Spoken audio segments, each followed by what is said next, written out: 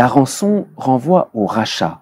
Jésus a donné sa vie pour nous, pour que nous soyons rachetés. Mais il faut bien comprendre ce que signifie le rachat, parce que parfois, on matérialise un petit peu. Comme si Dieu était assoiffé de souffrance, comme si Dieu avait besoin de souffrance pour nous racheter. D'une certaine manière, et c'est ça qu'il faut comprendre, le rachat porte sur un point un petit peu différent. Dans l'Ancien Testament, lorsqu'il est question de celui qui rachète, du Rédempteur, le Goël, c'est celui qui exerce son droit de rachat et qui est vraiment le propriétaire. Il rachète un esclave pour qu'il revienne à sa propriété. Dans le livre d'Isaïe, alors que Israël est exilé à Babylone, Dieu se révèle comme le Rédempteur, c'est-à-dire comme le véritable propriétaire qui peut arracher, qui peut racheter Israël, qui est tombé en esclavage.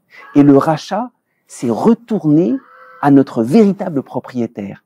Ton Rédempteur, c'est le Dieu de toute la terre, c'est celui à qui tu appartiens depuis toujours. Le rachat, c'est ça dans l'Ancien Testament, c'est revenir à celui à qui nous appartenons vraiment. Alors, lorsque il nous est dit que Jésus nous rachète, c'est avant tout qu'il nous arrache au mal pour que nous rentrons à nouveau en sa propriété. Et c'est vrai, Jésus a donné sa vie en rançon, parce qu'en donnant sa vie, il vient nous rechercher jusque dans notre esclavage. Alors il y a comme un rétablissement. Mais le rachat, il faut d'abord penser arrachement au mal.